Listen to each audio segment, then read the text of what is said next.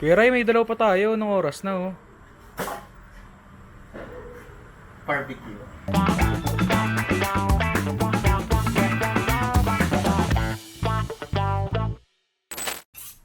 Post ako ng pork barbecue recipe nung nakaraan dun sa vlog na ginawa ko para sa pamangkin ko, para sa kanyang first month celebration. Sana all may mansari, di ba? Huwag kayo iiyak. Ang dami nagme-message sa akin kung pwede daw ba yung gawin sa manok. And ang sagot doon, yes.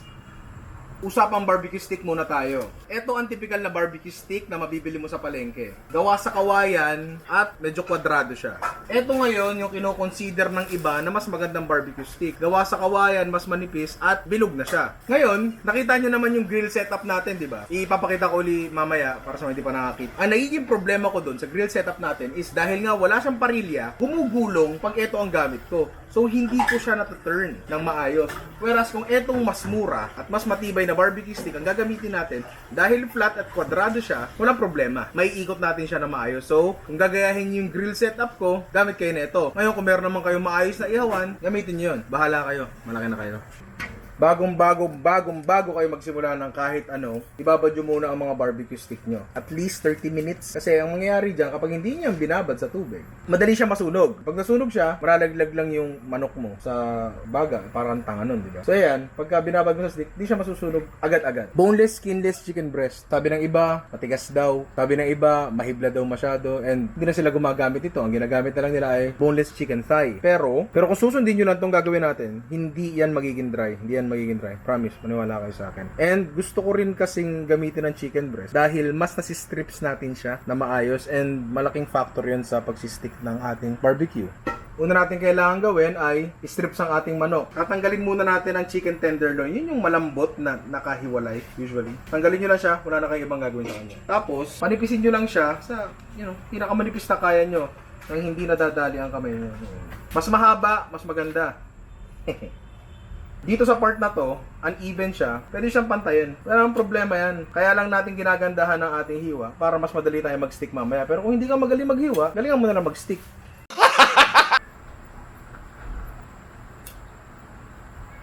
So, gawin mo lang yun sa lahat ng manok mo. Baka may mag-react eh. Ninong, dugyot. Hashtag, ninong lang dugyot.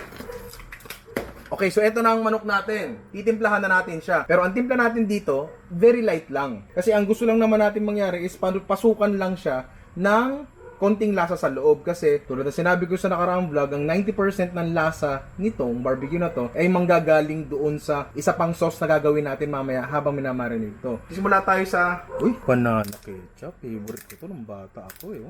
UFC. Baka naman. Grabe UFC oh. May safety seal oh. Ang talagang malinis ang produkto nila. Next is soy sauce. Napa nag-i-sponsor eh. Next is vinegar. Meron kami dito sausawan, spiced vinegar. Meron siyang bawang, luya, kung ano-ano. Pero pwede na yung normal na vinegar. Napa kasi nag-i-sponsor eh. Granulated garlic. Pagod na ako sa McCormick. So bahala na kayo. Dapat gagamitin natin dyan is fresh bawang. Pwede naman yun. Pero sarap to eh. Andali pa. Oyster sauce. Optional lang to. Ba't ako maglalagay? Masarap eh. Paminta. Asukal na pula. Medyo marami asukal ah. At kalamansi. Kung may salaan, hiwain lang natin yung taas. Kaya natin ginagawa to. Dati kasi, pinipiga ko nila ng diretso yan dyan. Eh may nag-comment, nakakagat daw siya ng buto ng kalamansi na para mang kasalanan ko. Alam mo yun? Piga na natin dyan. Pero, yung balat, isasama natin sa marinade. Tangina, nagpasok ka ng bagay sa bunganga mo na wala naman dapat dun. Tapos kasalanan ko. Kapag binugbog talaga dito. Huwag na. Sorry na, dali na. Sorry na. Okay na yan. Kasama yung mga tops ng kalamansi. May katas pa yan. Katasid mo, baby. Tapos, namutakin na natin. Habang nilalamuta ko to, habang pinapanood nyo kung nilalamuta ko to, papaliwanag ko kung ano nangyayari dito. Tulad nung, hindi ko alam kung napanood nyo ang ating boneless roasted chicken episode, pero meron tinatawag na osmosis. Ang nangyayari is, meron liquid dito sa labas with high concentration ng salt, kasi meron tayong toyo, meron tayong ketchup, lahat yan may asin. Tapos meron pang isa, Jerome, wag mo na i-explain yung osmosis kasi, Sarap. Hello? Sabihin mo lang, salamat Shopee! Gago! ano na pahiking ganyan eh. Basta ganito magtimpla ng barbecue, puta.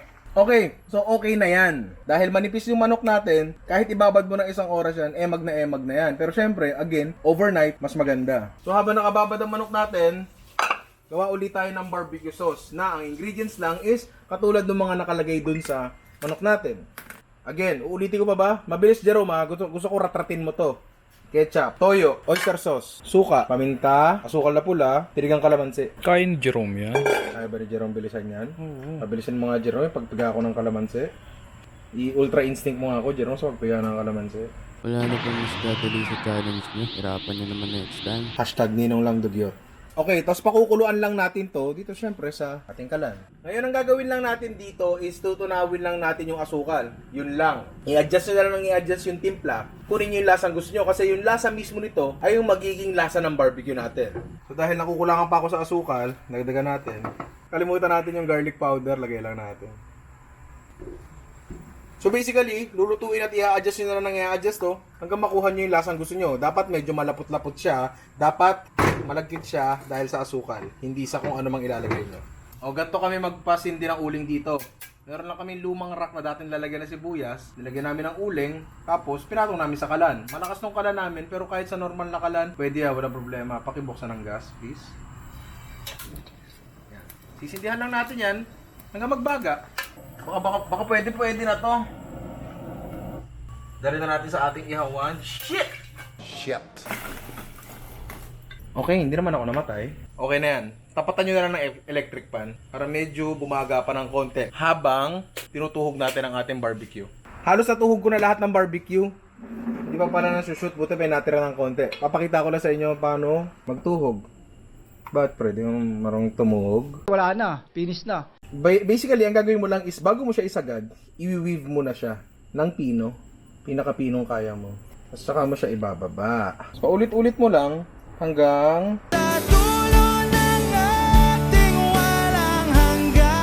may pressure. Tuhog lang yan. Gagawa mo ngayon ng nakapikit eh. Nice. Siyempre, hindi lang tayo sa chicken barbecue. Gagawa din tayo ng ensaladang talong. Gagawin natin.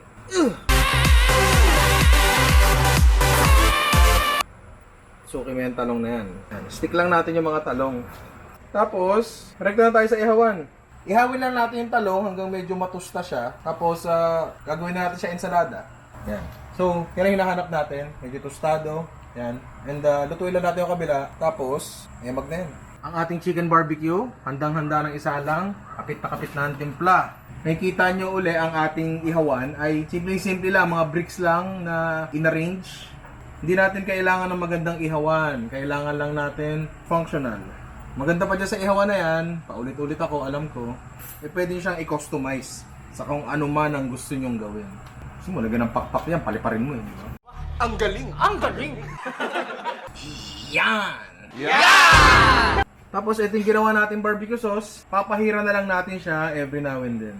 Mas maraming pahid, mas maganda, mas makapalang kapit. Balibaliktad lang. Walang eksaktong minuto kasi again, ihaw lang yan. Basic na yan. Kayang-kayang yan. Pahiran nyo lang, kasayaan nyo lang matusta yung sukal na nilagay natin sa barbecue sauce. Pag okay na siya, okay na siya. Ihaw lang yan, men. Huwag ka ma-pressure. Hayaan yung tumulo yung barbecue sauce doon sa ilalim ng uling. Kasi nag-aamoy ano siya eh. Pag nasusunog yung asukal, nag-aamoy caramel. Nakakadagdag yun doon sa lasa ng ihaw natin. At tapatan nyo na electric fan pag masyadong nawawala yung init. Pero pag kasi inalis yung electric fan, nag-aapoy yan. Pag yan nag-aapoy, masusunog, tunog stick nyo. Puso nyo lang ng konti. Pwede spray bottle, pero wala ako eh. So yan na lang. Parang okay na siya, no? Okay na, Ninong. Oo, pwede na to. Nagugutom na ako, Ninong. Yan. Focus mo to. Ganitong tosta hinahanap natin. Yan, tuloy tayo na. I mean, pag di maganda sa'yo yan, tang-ina mo, di ba? Woo! Init. O, napasarap kwentuhan namin, hindi namin nabalatan yung inihaw na talong. Balatan na natin yan. Tutungkabin mo lang naman yan. Yan. Bilis lang naman yan. Okay lang na may matirang mangilang-ilang piraso ng sunog na balat kasi nandiyan ang lasa. Tapos actually from here, pwedeng kayurin nyo na lang to. I think. Hindi, magmarunong tayo. Hindi pala. Rough chop lang. Hindi pan chop to. Yeah. Tapos, ilagay natin siya sa isang stainless bowl. Meron tayo ditong sibuyas na pula at kamatis. Busan natin dyan. Kailangan lang natin ng suka. Konti lang, masyado marami. Asukal, konti lang. At syempre, patis. Oh, tama lang. Baka may magalit. Like nyo pa nanay ko. Huwag kayo iiyak. Haluin lang. Pinakamasarap to pag malamig, pero anong oras na eh. Tikman nyo lang, kapag okay na sa inyo. Hindi okay.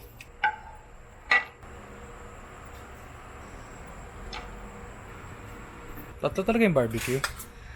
Kaya mo na ako.